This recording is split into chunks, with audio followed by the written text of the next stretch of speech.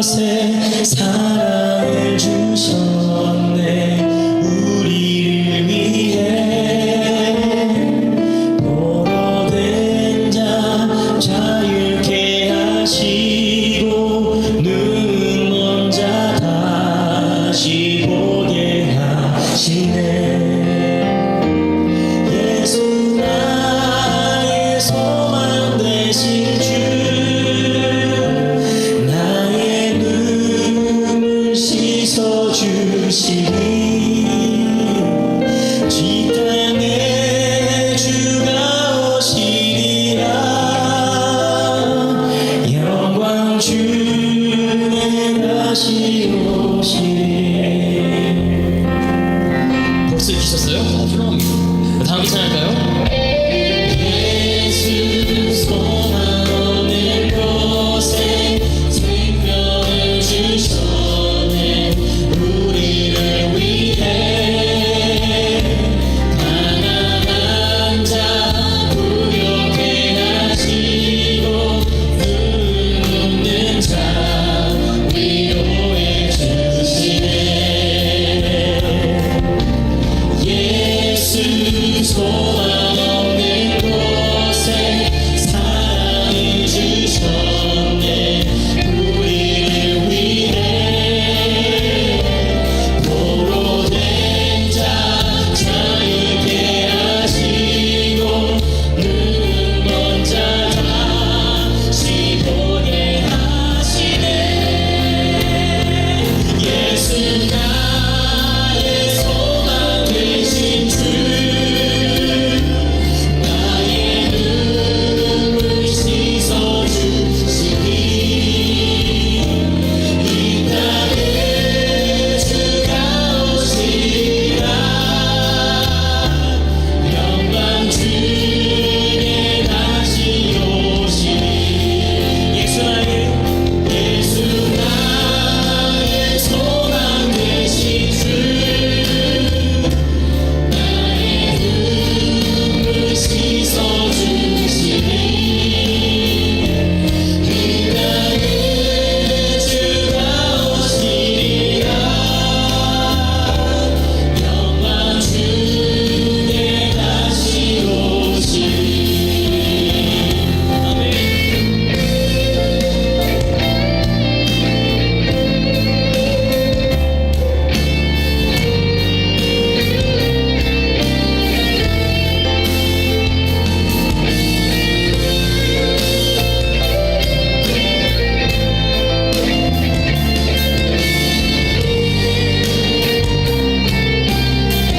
예수 나의 소망 되신 주, 예수 나의 소망 되신 주,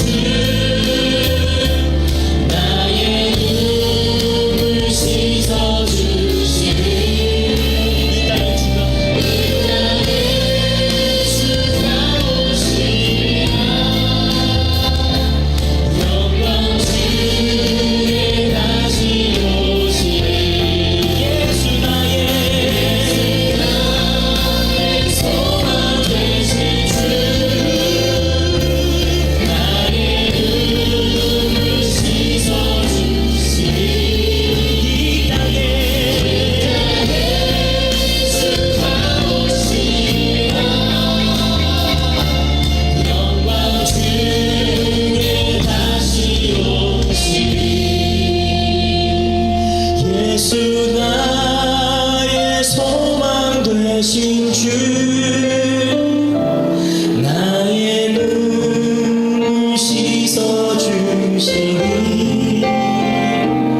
이 땅에 주가 오시리라. 아멘. 영광 주에 다시 오시리. 영광 중에 다시 오실 그 주님 찬양합니다.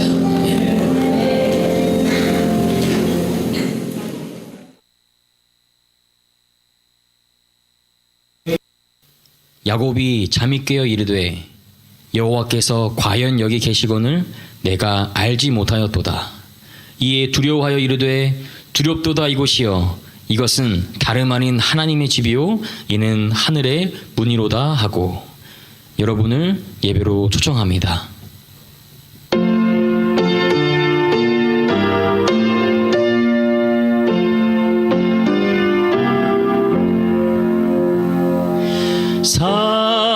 살아계신 주의 영 부어줍소서. 살아계신 주의 영 부어줍소서. 새로 지은 내 마음 속에 살아계신 주의 영 부어줍소서.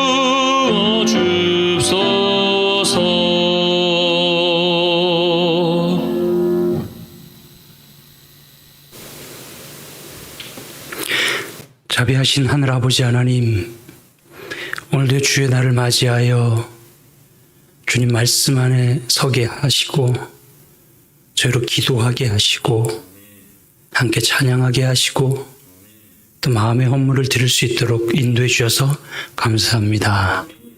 오늘 이 시간을 통하여 주님 저희 심령에 살아계셔 주시는 경험을 하길 원합니다. 주여 그리하여 주시옵소서. 예수님의 이름으로 기원합니다. 아멘.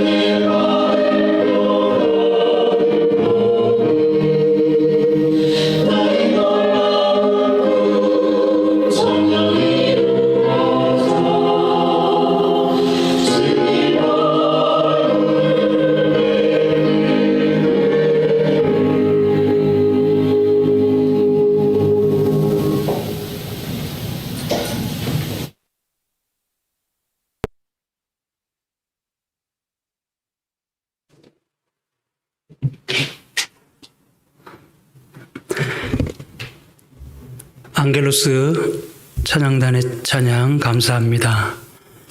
이 시간 방송을 통해 함께 하시는 모든 분들을 환영합니다.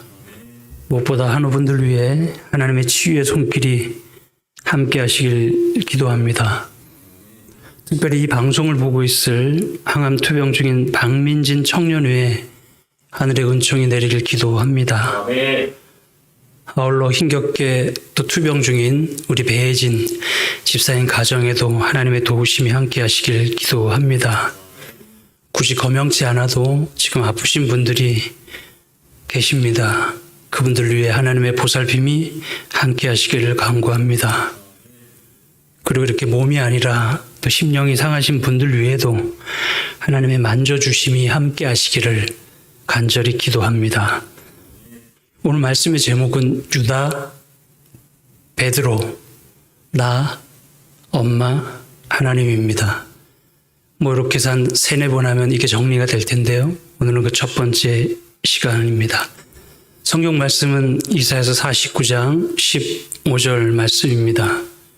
여인이 어찌 그 젖먹는 자식을 잊겠으며 자기 태에서 난 아들을 긍휼히 여기지 않겠느냐. 그들은 혹시 잊을지라도 나는 너를 잊지 아니할 것이라 했습니다. 너무 잘 알아서 마음을 울리지 못하는 구절일 수도 있겠는데요. 감명적인 말씀입니다.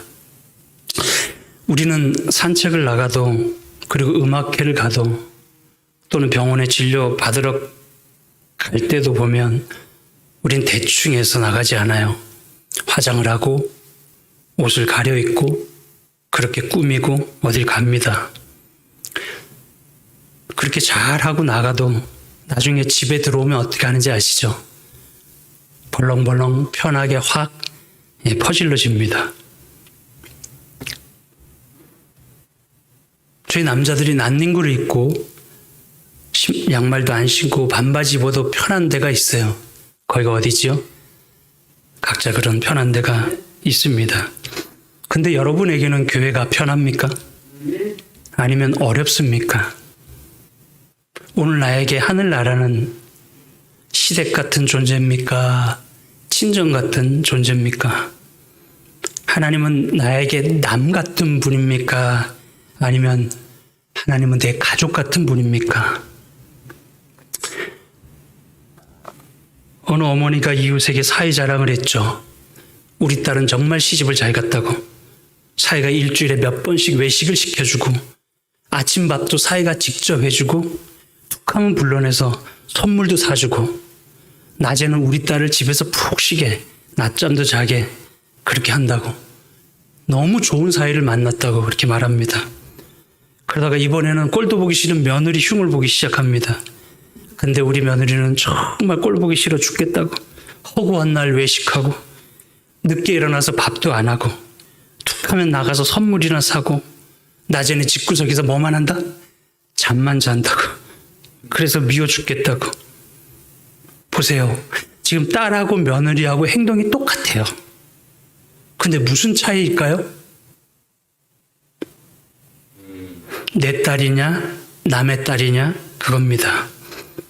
죄가 들어오자마자 우리 속에 신비한 변화가 생겼죠. 심지어는 엄마 사랑은 변한 것도 없는데 애가 엄마를 이상하게 보는 마음이 생겼어요. 죄가 딱 들어오자마자 하나님이 두려워진 거예요. 여지껏 우리 친정 엄마로 그렇게 여기고 잘 살고 있던 딸애가 어느 날부터 죄를 짓고 선악을 알게 된 이후로부터 우리 엄마를, 친정 엄마를 시어머니로 보게 되는 겁니다. 그 딸은 친정 엄마를 막대하고 친정 엄마랑 싸우고 그렇게 하죠. 반면에 시어머니한테는 깍듯하게 대하고 실수한 자락 안 하려고 애쓰고 그리고 자기 할 도리를 정확히 하려고 합니다. 이게 우리 신앙에도 그대로 있다는 거죠. 우리도 내가 시댁에 하듯이요. 내 할 도리만 딱 할 수 있어요. 예배드리고 헌금 내고 구원받을 만큼 딱 그만큼 하나님한테 책 안 잡힐 만큼 내 할 도리를 깍듯하게 그리고 겉으로는 머리 숙이면서 내 어머니 그러면서 속으로는 그 시어머니 사랑하지 못하고 사는 그렇게 나에게 하나님이 시어머니가 된 분들이 있어요. 헌금할 때도 친정 엄마에게 보내는 마음으로 한 푼이라 더 보내려는 마음도 있지만 반대로 힘들어 죽겠는데 어거지로 또 시댁에다 한 푼 더 보내는 마음. 만일 하나님이 우리 친정이면 그런 정성으로 하겠어요? 아니거든요. 죄는 딱 우리를 변화시켰어요. 죄는 참 신기해요. 선악을 알아버리자마자 루스벨이 하나님을 시어머니로, 우리도 하나님을 의붓아버지처럼 시아버지처럼 그렇게 여기는 마음이 들어왔어요. 잘 보세요. 우리 어린 애들은 자라는 내내 엄마한테 까불어요. 근데 그 애들이 엄마를 막 이길 만큼 등치가 커서 막 엄마가 만만해져서 까불고 대드는 게 아니고 애들은 어릴 때부터 까불었어요. 근데 애들에게 엄마가 무서우면 그렇게 하겠냐고요. 초등학교 3학년 애가 서울 삼성 초등학교 갔다가 집으로 우당탕탕 문 열고 들어오면서 엄마 불러요. 그리고 가방을 맨 채로 그대로 엄마한테 착 안깁니다. 그 아이에게 엄마가 무서우면 그렇게 하겠어요? 말씀드렸죠. 하나님은 지금 우리에게 내 딸이 나에게 폭 안기는 정도의 관심과 애정을 하나님은 우리한테 지금 받고 계시지 못하고 있다는 거죠. 그래서 하나님 뭐라 그래요? 야 이놈아, 너는 내가 필요할 때면 나한테 와가지고 기도 자판기처럼 싹싹 빌고 고기를 조아리고 막 그렇게 하면서 너는 네 딸이 네한테 하듯이 한 번이라도 나한테 이문 없이 와서 폭 안긴 적 있냐? 야 너는 네 딸이 너한테 말대꾸 하는 거 내가 보는데 말대꾸 잘하더라고. 네 딸이 너한테 그랬지. 엄마는 왜 날 낳아가지고 그러냐고 막 그렇게 엄마한테 네 딸이 따지면 너는 찍소리도 못하고 가슴 아파하고 막 그러면서 그럼 나는 너보다 못할까 봐 그러냐? 내가 명색의 사랑의 하나님인데 너는 왜 나한테 절절매고 그러냐고. 네 딸은 네한테 막대하는데 너는 왜 나한테 그런 마음이 없냐는 거죠. 이놈아 요나를 봐라. 내 말을 다 들었으면서도 꽁지 빠지게 그 스페인 먼 나라로 도망치고 그리고 돌아와서는 나한테 대들고 화내고 심하게 불평하고 난리를 부리다가 요나서 4장에 날 죽여달라고 막 그러지 않냐. 그렇게 대드는 애가 내 자식인데 근데 넌 내가 그렇게 무섭냐? 요나는 나를 아버지로 여기는데 너는 나를 의붓아버지로 시아버지로 보느냐 하는 거죠. 대체 너는 내가 사람 뱃속에 들어가서 사람으로 태어나서 십자가에 달려 죽어야 내 본심을 알아주겠느냐?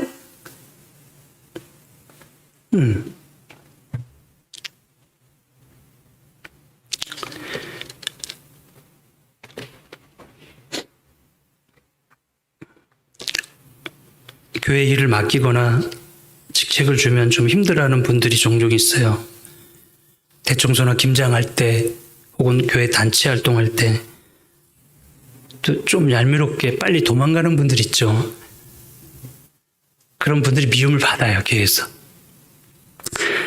근데 어느 한 분이 어느 날 그렇게 뗀질거리는 분이 새벽 1시까지 집에서 음식을 한다는 거예요. 피곤하지 않냐 그랬더니 전혀 피곤하지 않대. 잠도 잊으면서 설레면서 음식을 하는 거예요. 왜 그렇게 조금만 힘들면 도망가는 분이 힘 안 든지 아세요? 군대 간 아들 면회 준비하는 음식을 만들고 있었어요. 남의 일은 조금만 해도 힘들어요. 근데 내 새끼 일은 더 많이 하는데도 하나도 힘들지가 않아요. 왜 교회 일은 요만큼 하는데도 힘들고 내 자식 일은 교회 간 시간 외에 전부 다 투자하고 하는데도 왜 더 쉬울까요? 정말 엄한 장로님 계셨어요. 이 장로님이 정말 무서운 분이셨어요. 청년들이 옷 입은 게 이상하면 거기서 바로 혼내요. 머리가 이상하면 난리칩니다. 그래서 청년들이 그 장로님만 생각하면 교회 오기 싫어해요. 근데 어느 날 할 것 다 하고 단정치 못한 그 장로님의 속썩이는 딸이 정말 화려찬란하게 하고 교회 왔어요. 그 장로님, 그 청년의 아버지가 그 애를 어떻게 대했는지 알아요? 한박 웃음을 짓는 거예요. 무조건 좋은 거예요. 내 딸이 이런 모습이라도 교회에 와주니까 뭐예요? 이 아버지가 너무 행복한 거예요. 답은 하나입니다. 착하냐 안 착하냐가 문제가 아니고 뭐예요? 내 가족이냐 아니냐가 문제라는 거예요. 내 딸은요, 행실이나 도덕으로 보지 않아요. 어려운 말로 존재로 보는 거예요. 내 딸로 보는 거예요. 제가 정성을 다해서 부모님 이상으로 잘 대해드렸던 집사님이 이제 유산을 분배할 때가 됐어요. 저는 정말 그분에게 착한 목사였어요. 근데 그 유산을 누구한테 준 줄 알아요? 정말 동네 망신시키고 엉망으로 사는 그 집사님의 아들에게 줬어요. 착하냐 마냐가 아니라 아들이냐 아니냐예요. 하늘을 유업으로 받는 건 착한 남이 받는 게 아니고 못돼도 내가 세리든 창녀든 문둥병자든 내 자녀가 내 새끼가 하늘 유업을 받는다라는 거. 아멘입니까? 그래서 하나님은 너는 왜 이웃을 사랑하지 않냐? 왜 너는 하나님의 일을 하지 않냐? 그렇게 말씀하지 않고 하나님은 그냥 턱하니 뭘 주시는지 알아요? 자식을 줘요. 자식을 줍니다. 아무리 못된 사람들도 지 새끼는 그렇게 끔찍히 이뻐하거든요. 내 새끼 살리는 일에는 거짓말 다 하고 양심도 팔아먹고 내 새끼 목숨 살리는 일에는 내 목숨도 아깝지 않게 내놓고 그렇게 내놓으면서도 행복하니까 그렇게 착하게 살고 헌신하고 살고 그렇게 살라고 말하기 전에 하나님은 뭘 주신다고 우리에게? 자식을 줘요. 자식을 줘요. 그래서 우리는 어렴풋하게 하나님을 더듬어 짐작할 수 있는 거예요. 어떤 마음으로 우리를 바라보시는지를. 우린 남이죠. 근데 하나님한테는 다 내 새끼잖아. 어느 날 그렇게 보는 눈이 임할 거예요. 이게 오늘 설교의 결론입니다.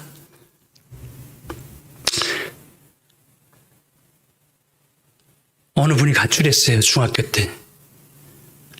중학교 때 가출했다 21살에 집에 들어왔어요. 그 엄마는 우리 교인인데 말도 못하죠. 속을 다 썼고 아들이 커가는 걸 보지 못하는 엄마는 슬픔으로 속이 다 문드러졌어요. 그러던 어느 날 21살 된 아들이 그 엄마가 일하는 식당에 왔어요. 엄마는 손님인 줄 알고 어서 오세요 하고 보는데 그렇게 엉망진창 엄마 속을 다 문드러지게 썩어지게 한 아들이 온 겁니다. 그때 그 엄마가 아들을 이렇게 보는데 엄마 얼굴이 태양처럼 환하게 빛나더라는 거예요. 아들을 보는 엄마 얼굴이 환하게 빛나는데 나를 보는 그 우리 엄마가 천사 같더래요. 너무 좋은 거예요. 애가 와가지고. 그래서 우린 짐작해요. 스데반이 죽을 때 죽기 전에 얼굴이 천사와 같았다는 의미가 뭔지를 이해할 수 있어요. 스데반 집사가 자기를 죽이러 오는 사람들을 보는데 원망 하나도 하지 않아요. 그리고 어떻게 죽어요? 저들의 죄를 저들에게 돌리지 말라고. 그리고 얼굴이 환해집니다. 여러분 생각해봐요. 세상에서 나를 죽이는 사람을 이렇게 바라보고 용서하는 건 이 지상에서 찰 수 있는 건 엄마 사랑밖에 없어요. 엄마예요, 엄마. 그럼 스데반에게 돌을 들고 다가오는 사람은 스데반에게 자식처럼 보인 거죠.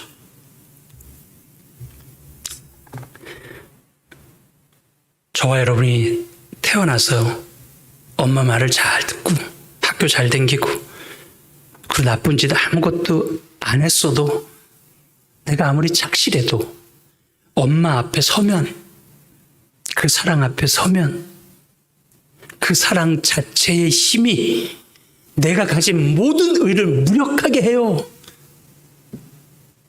나를 꺼지게 한다고. 꺼지게 해요. 나를 위해 모든 것을 희생하신 엄마. 엄마가 공부해도 되는데 내가 했잖아요. 엄마가 좋은 옷 입어도 되는데 내가 입었고, 엄마가 좋은 거 먹어야 되는데 내가 먹고, 엄마가 내가 받는 좋은 혜택을 다 받아도 되는데, 이런 내가 말썽 안 부리고 학교 착하게 잘 다니고 직장 잘 다니고 내가 엄마에게 용돈 준다고 하면 그게 다 은혜를 갖고 해결이 돼요? 그게 되는 거냐고. 엄마는 나한테 아무것도 안 해줘도 나를 존재하게 해줬어요. 내가 없으면 세상은 아무 소용도 없는데, 그런 엄마 앞에 서면, 그런 하나님 앞에 서면 우리가 꼬꾸라지는 거예요.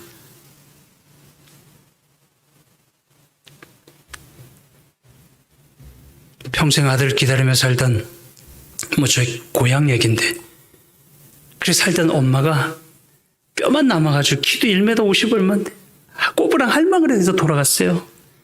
가죽만 남았어. 그 무덤 앞에 조폭처럼 듬직한 말썽만 피우던 아들이 섰죠. 그 큰 덩치가 한없이 쪼그라들면서 그 엄마 사랑 앞에서 다 부서지는 거예요. 무덤 앞에서 엉엉 아들 데리고 우는 거예요. 우리가 하나님 앞에 설 때는 그 엄마 사랑의 수천억만 배, 수천억만 배 큰 사랑 앞에 서는 거예요. 그러니까 다니엘이, 이사야가 그 앞에서 다 무너지는 거예요. 우리 안에 숨겨진 그 죄의 씨앗에 그런 것들을 품고 사는 악한 우리는요, 그 완전한 사랑 앞에 서면 왕왕 녹아나는 거죠. 녹아나는 거예요. 그 희미한 흔적이 그 엄마 앞에 쓰는 거예요. 스데반 집사가 자기를 죽이러 오는 사람들을 마치 내 자식을 보듯이 보는 눈을 가지게 된 거예요. 그렇게 던지는 사람들은 내가 돌을 던져서 죽이는데 마치 내가 내 자식을 죽이는 것 같은, 내 부모를 죽이는 것 같은 스가라식 그 고통을 느끼는 거예요. 예수님이 십자가에 예수님을 죽게 한 사람들이 그날 천둥 번개 꽝꽝 치고 막 그랬잖아요. 빌라도 보고서 같은 데 보면 그날 십자가 주위에서 예수님 죽도록 한 모든 사람은 집에 갈 때 다 기어서 갔대요. 기어서 갔대. 세상에 내가 누굴 죽인지 느끼는 거죠. 그게 남이 아닌 거였어요. 예수님. 그날 바울은 스데반 죽이면서 그걸 물끄러미 지켜보면서 마음이 막 부서지기 시작했어요. 바울이. 성경 달달 외우는 성경 박사 바울이 스데반의 얼굴에서 묻어나오는 환한 빛, 마치 가출한 아들을 쳐다보듯이 긍휼이 뚝뚝 떨어지는 엄마 같은 얼굴에서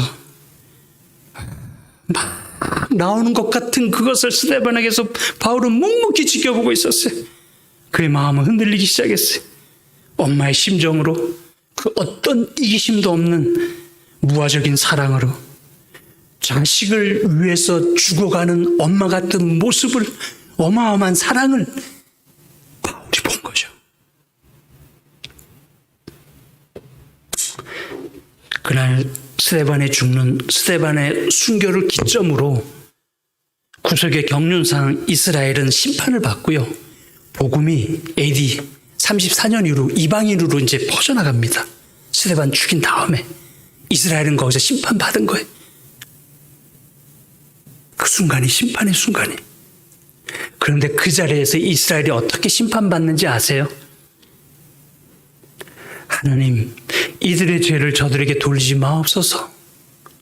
저들은 엄마인지 모르고, 그리고 엄마랑 너무 오래 떨어져서 저렇게 모르고 저러는 겁니다. 저들을 용서하여 주옵소서. 그런 거예요. 이렇게 심판한 거예요. 예수님 골고다 십자가, 예수님 계신 곳은 거룩한 곳이에요. 예수님 계신 곳이 성소고, 예수님 계신 곳이 지극히 거룩한 지성소예요. 골고다에서 예수님이 거기 계실 때, 십자가 달릴 때 거기가 하늘 법정이고, 거기가 심판장이고, 거기가 지성소였어요. 예수님이 십자가에서 사단의 머리를 부수는데 어떻게 부수는지 아세요? 똑같아요. 스데반이 흉내는 것처럼. 야, 이 때려 죽일 놈들아, 은혜를 모르는 패역한 인간들아, 내가 심판을 불을 내리든 노아항소 때처럼 물을 쏟아서 다 죽이리라, 이렇게 해요? 아니죠. 이렇게 심판했죠. 하나님, 저들의 죄를 모아소서, 용서하소서. 자기가 하는 짓을 알지 못하나이다. 그럴 때 사단의 머리가 부서지는 거예요. 스데반, 바울, 베드로 아무 원망 없이 그들도 죽을 때 저들의 죄를 그들에게 돌리지 말라고 그렇게 하면서 사단의 정신은 분노, 원한, 희기와 질투, 미움, 원수, 악한 마음이 사단의 모든 정서가 다 부서지는 거라고. 사랑과 희생으로 사단의 머리를 부서뜨리는 게 심판이에요. 예수님과 똑같은 방식으로 스데반이, 바울이, 야고보가, 그 위에 모든 요한, 모든 제자들이 그렇게 사단을 물리친 거예요. 이게 대쟁투의 성과 악의 싸움을 이렇게 한다는 거죠. 근데 우린 철부처럼 이런 말을 하죠. 야, 너 하나님이 가만두지 않을 거야. 너 천벌을 받을 거라고. 하지만 심판은 그렇게 하는 게 아니고, 하나님 저들을 용서하소서. 그렇게 하면서 사단의 머리가 깨지면서 심판이 되는 거예요. 아시는 대로 하나님의 심판은 힘이나 무력, 경제, 돈, 미사일, 칼로 적을 이기는 게 아니고, 엄마가 자식에게 하듯이 십자가적 사랑과 희생으로 하나님의 형상을 반사하면서 사단의 마음이 다 부서지면서 싸움이 끝나는 거라. 로마 백부장을 보세요. 만일 예수님이 로마 황제를 죽이고 가이사 황제 죽이고 빌라도 죽이고 헤로단 죽이고 그리고 그 왕의 자리를 차지하면 백부장이 무릎을 꿇었겠죠. 왜요? 이렇게 힘 좋은 분 앞에 줄 서가지고 한 줄세 해야 되니까. 그때 그래 무릎을 꿇을 때 진정한 심정으로 무릎을 꿇었겠냐고. 그런데 백부장이 본 거는 예수님이 십자가 내려와서 모든 왕들을 다 죽이고 우뚝 솟은 보좌에 앉는 걸 본 게 아니라 가장 미천한 유대인들에게 숭배받는, 그리고 가장 미천하게 죽은 그 예수를 본 거예요.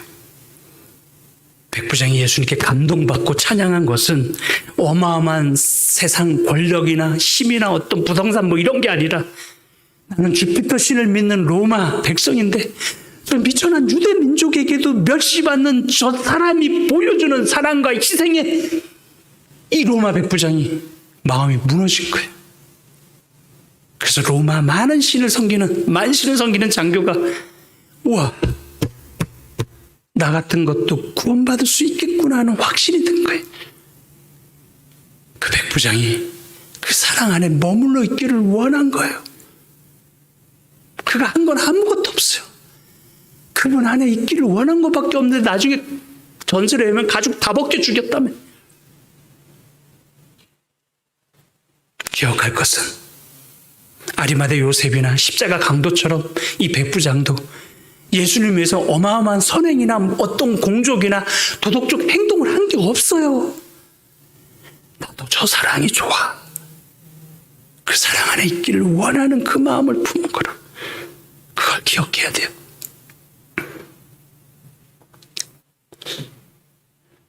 두 자식이 있어요.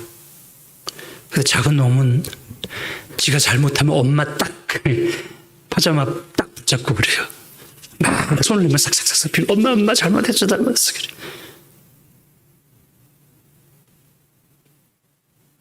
근데 큰애는 어떻게 하냐면 딱 씁니다. 번듯하게. 어머니 저를 때려주세요 하면서 손이나 종아리를 딱 걷습니다. 근데 막내는 엄마 치마자루 붙잡고 엄마 잘못해서 엉겨붙어서 엉엉 울어요. 생각해 보세요. 둘 중에 누가 진짜 어머니를 아는 자식일까? 누가 진짜 엄마 마음을 아는 자식일까요? 부모가 뼈 빠지게 교육 다 시켰는데 나중에 부모가 늙었을 때 큰아들이 말해요. 어머니 왜 이러세요? 제가 어머니에게 매달 용돈을 꼬박꼬박 보내드리지 않았습니까? 어머니 그게 작습니까? 저는 하느라고 최선을 다했는데 왜 또 저희 집에 오세요? 연속극에 보면 나오죠. 정말 하나님에게도 아쉬운 것 없이 지 할 도리 다 하고 하나님 신세도 못 지는 사람이 있어요. 큰아들 같은 사람이 있어요. 그러다가 나는 절대로 우리 엄마 신세, 우리 하나님 신세 못 집니다. 그리고 곧 자기 실수를 자기가 다 감당하고 죽는 아들이 있다고 해요. 그 아들이 정말 부모 마음을 아는 아들이에요? 그래서 유다를 칭송하는 사람들이 있어요. 칭송하는 사람들. 성 유다란 말까지 요즘 붙여요. 성인 유다라는 거예요. 저나 여러분이 누구한테 거짓말하고 잘못하고 뭐 이렇게 하면 큰 실망을 시키고 남을 배신시킨 적 있으세요? 그렇게 했다고 저와 여러분이 자살을 해요? 근데 유다처럼 하는 사람이 많아요? 없어요? 거의 없거든요. 그래서 성유다라고 하는 거예요. 유다는 자기가 한 짓을 자기가 다 감당하고 자살해요. 정말 양심적이죠. 근데 베드로 이놈은 예수님이 제일 힘들 때 3번이나 뻔뻔하게 반복해서 예수님을 저주하고 부인해요. 그럼 이놈은 유다처럼 자살해도 시원찮을 판에 엄마 치마 그 자락을 붙잡고 오는 막내 같은 애. 베드로는 양심적이지 않아요. 자기 죗값을 자기가 스스로 치르지 못하는 아이예요. 자, 보세요. 둘 다 주님을 부인했는데 유다나 베드로 차이가 뭐예요? 뭐지요? 누가 엄마 마음을 아는 자식이냐고요. 유다의 잘못은 엄마의 마음을 모르는 거예요. 모르는 거예요. 내 딸이 정말 죽을 만한 짓을 했다고 쳐요. 근데 유다처럼 딱 죽어버리면 엄마는 어떡하라는 거죠? 걔가 그렇게 죽으면 돼요? 안 돼요? 엄마 입장에서는 예수님이 눈빛으로 정서로 유다에게 얘기 다 했거든요. 유다야, 난 네가 아니어도 난 여기 죽으러 온 존재라고. 3년 반 동안 이 날을 기다렸는데 유다야, 넌 나랑 근본이 달라. 나는 네가 파렴치하게 여기는 그 사람들, 그 나쁜 사람들을 용서하고 온 존재라고. 너는 죄인으로 태어났으니까 날 파는 건 당연해. 네 죄로 너가 죽는 건 아니라고. 네가 지은 모든 죄를 지고 내가 죽을 건데 유다 절대 이상한 생각 하지 말라고. 다기우자 예수님이 쭉 고개 돌려서 베드로 봤잖아요. 그 대제사장 하수인이 왜 재판을 딴 데 봐면서 예수님을 탁 쳤어요, 얼굴을. 그걸 베드로가 봤어요. 그때 예수님이 베드로에게 준 눈빛이 지금 유다에게 한 말과 똑같은 거예요. 베드로야, 이상한 생각하지 말라고. 나는 죽으라고 온 거고 너희들이 이렇게 안 해도 난 죽어. 너네들은 날 부정하고 날 막 욕하고 이런 거 당연해. 너는 죄인의 자녀로 태어났기 때문에. 나는 신적인 존재고 내가 죽으려고 온 거니까 너희들이 아니어도 다 이렇게 할 거야. 너네가 이거 잘못한 그 모든 실수를 내가 안고 가고 다 죄를 갚는다고 얘기를 눈빛을 다 한 거예요. 이 엄마처럼 베드로에게. 그 베드로가 밤새 내가 엄마를 죽인 것 같은 느낌으로 우는 거잖아. 겟세마니 동산에 갔어. 다 같은 죄인인데 유다가 베드로보다 뭘 더 잘못했죠? 다 같이 실수하고 넘어졌는데 무슨 차이냐고. 근데 유다는 하나님과 가족이 아니었어요. 하나님은 우리 엄마가 아닌 거예요. 내 죄를 내가 갚아버려야 무서우네. 아, 내가 실수했구나. 씻을 길이 없구나. 내 죄는 내가 갚아야지. 우리 가문에 수치를 돌릴 수는 없어. 나의 죄를 어떻게 갚지? 그러면서 엄마 앞에서 의붓 자식 같은, 남의 아들 같은 생각을 얘가 품어요. 나 같은 놈은 죽어야 돼. 그렇게 생각하는 그 순간, 그렇게 생각하는 아이의 엄마도 그런 생각을 하냐고. 아버지는 능력 좋은 형밖에 몰라. 나 같은 건 나가 죽을 거야. 그럴 때 그건 아버지 생각이에요. 그 좁아터진 아들 생각이냐고. 이 큰 실수란 나를 누가 좋아할까? 메시아를 내가 팔아서 죽게 하고. 엄마도 나를 싫어할 거야. 근데 아무리 생각해도 유다 엄마 입장에서도 우리 유다가 죽어야 돼요? 빚도 투성일지라도 살아야 돼요. 그 하나님 마음을 보는 거야. 얘는. 내가 아무리 죽을 짓을 해도 우리 엄마 보기에 얘가 죽어야 되려냐고. 이러면 너무 머리가 좋아요. 예수님 이 정도 몰아붙이면 딱 내려서 왕 선포할 줄 알았거든. 그러니까 얘가 돈 때문에 팔알지 않았다는 표시도 다 내. 30냥 받아요. 30만 냥 받아도 부족한데 자기 계산대로 안 맞아떨어져요. 걔는 예수님 비즈니스로 본 거야. 거래로. 엄마 아버지를 못 본 거지.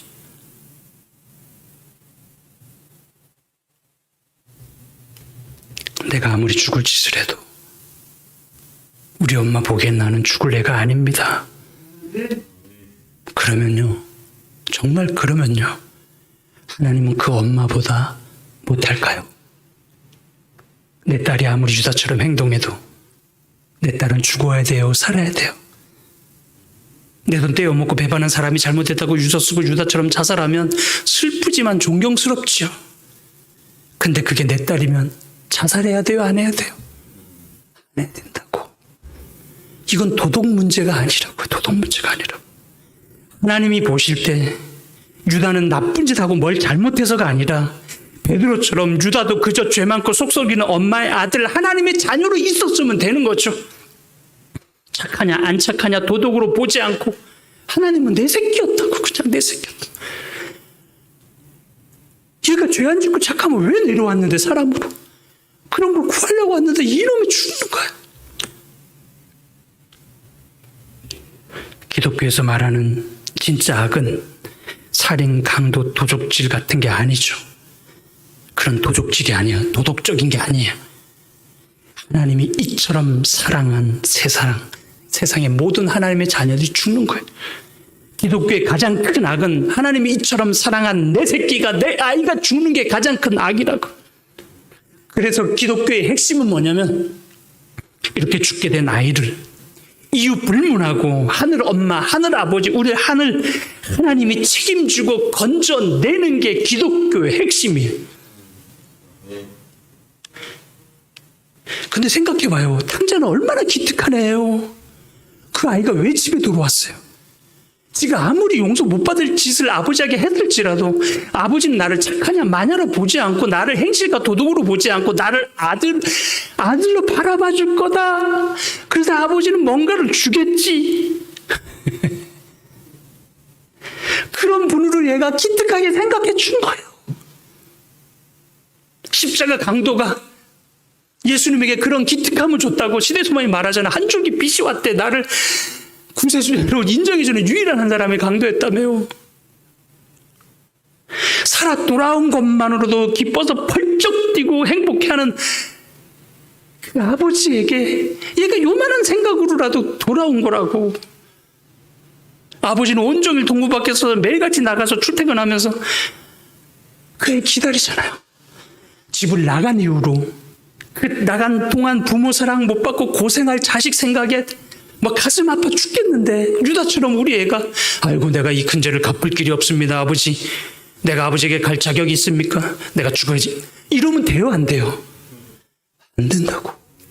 그래서 돌아온 탕자가 기특한 거예요. 그래서 아버지가 오자마자 술병 검사하고 담배 검사하고 마약 수지했나 검사 안 해요.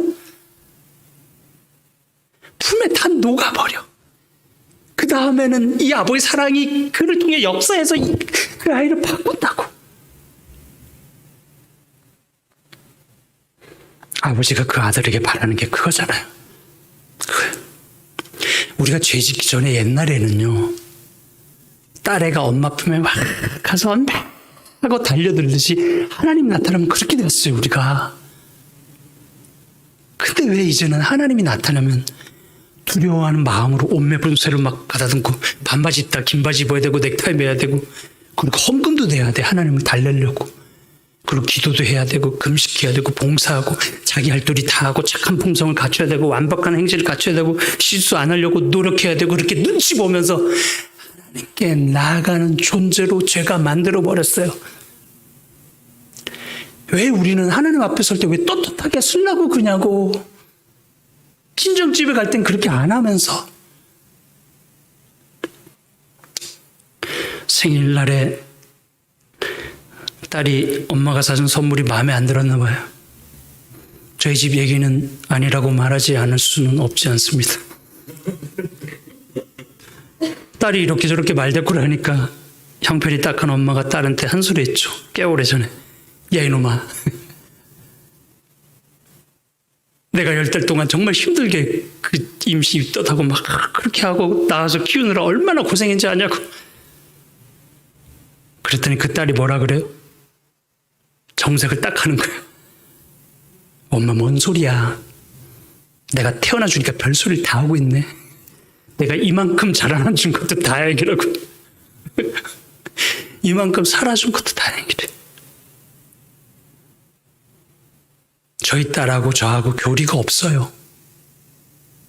부모하고 자식에겐 교리가 없다고. 언약도 없어요. 근데 왜 우리는 있어요, 하나님하고? 왜 있어야 되는데?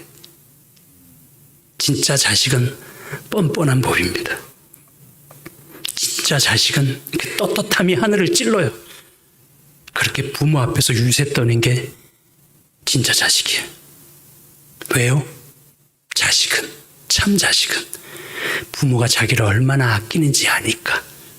진짜 자식은 엄마가 지 없으면 못 사는 걸 다 아는 자식이라고.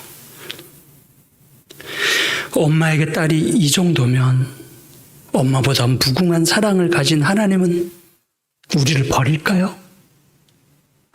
탕자 아버지에게 그런 마음을, 사랑을 넣어주신 하나님이라면 하나님 우리를 기다리다 지쳐서 깨라 모르겠다 그럴까요? 그런 분이 하나님이라면 저와 여러분을 한 번 살고 끝나게 하겠어요? 부활시켜 주겠어요? 죄악 세상에 태어나게 해서 고생하다 살다가 늙고 병들고 아프고 죽음을 맛보게 한 그 무서운 죽음까지 맛보게 한 그것만 해도 미안해 죽겠는데, 이 완벽하지 못한 죄악 세상에 태어나가지고 이렇게 살다 간 것도 불쌍해 죽겠구만. 우리에게 제대로 된 완벽한 삶, 꿈과 같은 삶을 정말 영원히 줘야지 되지 않겠어요, 하나님은?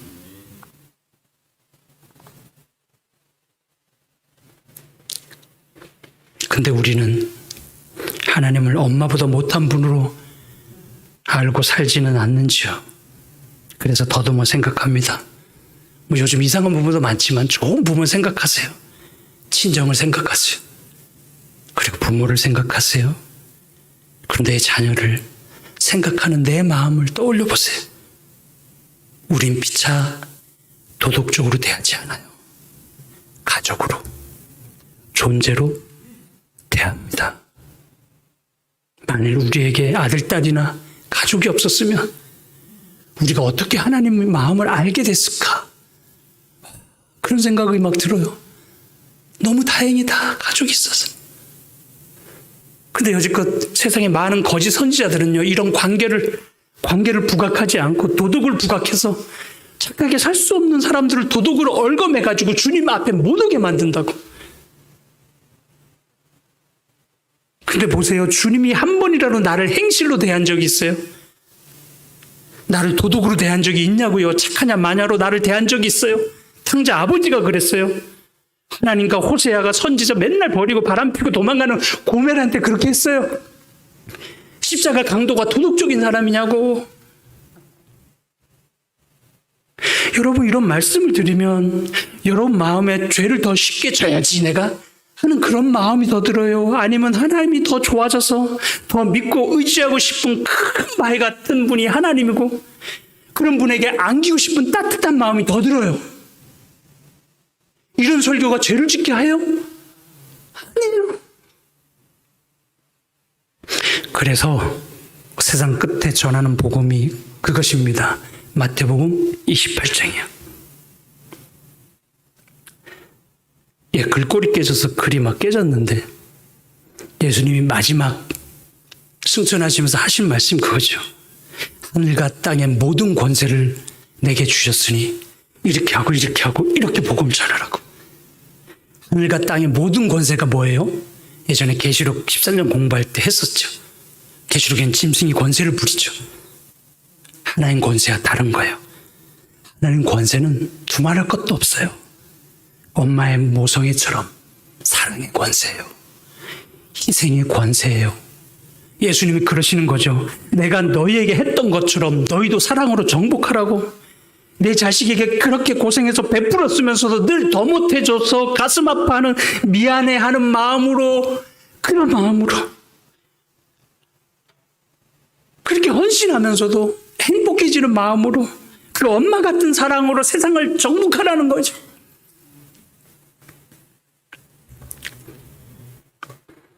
첫째 천사 기별이 이겁니다. 영원한 복음을 가졌고 두려워하고 영광을 돌리고 심판의 시간이 전혀 무서운 거 아니에요. 사랑장을 쓴 요한, 사랑의 사도 요한이 쓴 거예요. 계시록 14장 첫째 천사 기별은 영광 돌리고 두려워하고 심판의 시간이 이르렀다 그러죠. 집 나간 아들이 딱 식당에 들어와서 엄마 얼굴을 보는데 엄마 얼굴이 환해지는 거야. 그걸 보는 마음이 두려운 마음이에요. 경외하는 마음이에요. 내가 그 하나님의 사랑을 보는 걸 영광이라 그래요. 요한복음 12장에 십자가 사랑, 그걸 보는 거 내가 영광을 받을 때가 오나니, 우리가 큰 사랑 앞에 엄마 앞에 설 때 아무 말 없이 내가 짜그라지는 거, 그걸 영광이라 그래요. 스데반 바울처럼 예수님의 사랑으로, 희생으로 사단의 머리를, 사단의 나쁜 기운을 우리 속에서 싹 빼고 그를 박살내는 게 뭐예요? 심판이에요. 심판하는 거로. 그 사랑의 심판에, 그 사랑의 칼에 로마 백부장이 찔리고 바울이 찔리고 강도가 찔리고 아리마대 요셉이 찔리고 말고도 찔리고, 그렇게 그 사람들이 심판받는 거예요. 하나님에게 가장 힘든 일은 뭘까요? 하나님에게 가장 힘든 일은, 엄마에게 가장 큰 벌은 뭐냐면 자식을 사랑하지 못하게 하는 벌이에요. 지금 우리에게 큰 사랑이 오고 있어요. 사랑하고 싶어 견디지 못하는 큰 사랑이 오고 있어요. 우린 내 새끼 살리는 일이라면 양심도 팔아먹고 온갖 짓을 다 하는 마음도 하나님에게서 온 겁니다. 그런데 그 자식 사랑도 터질 듯한 사랑인데 온전한 사랑이 지금 오고 있어요. 사랑하지 못하면 견디지 못하는 사랑이 세상 이웃과 타인에게 전해질 사랑이 오고 있어요. 로마서 5장 5장입니다. 성령을 통해서 하나님의 사랑이 오는 거예요. 성령님은 다른 말로 사랑님이에요. 기껏해야 내 가족 새끼 하나만 위하는 마음으로 그렇게밖에 못 사는 우리에게 성령께서 오셔서 우리에게 전무후무한 유쾌한 날이 이르게 할 겁니다. 얼마나 행복하면 죽을 때 천사처럼 환하게 미소 지으면서 죽겠어요. 전대미문의 행복한 날이라고. 남이 내 가족이었으면 알게 되는 그 사랑의 날이 오는 거예요. 하나님이 세상을 이처럼 사랑한 그 사람들은 다 하나님 자식인데 내가 그 사람하고 남이면 나는 하는 게 뭐냐고. 그걸 딱 끊어버리는 날이 온다고, 성령으로. 반복하지만 저나 여러분 어차피 한번 죽어요.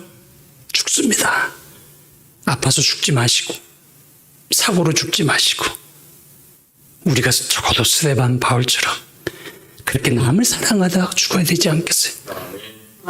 그런 마음을 갈증으로 가지시고 마음의 숙제로 가지시고 기도하는 저와 여러분 되기를 바랍니다. 오늘 말씀 마치면서 오늘 하루 제가 던진 고민들을 묵상하면서 주 안에서 거룩한 안식일 잘 보내시게 되길 간절히 바랍니다.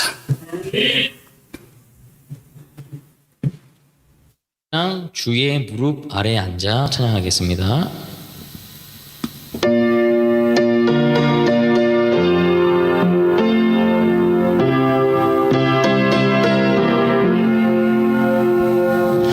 주의 무릎 아래 앉아 선한 말씀 들으니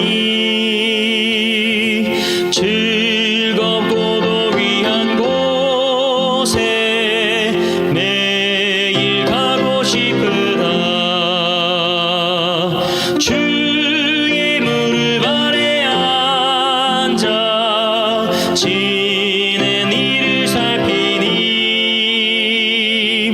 예수님의 크신 사랑 나의 맘을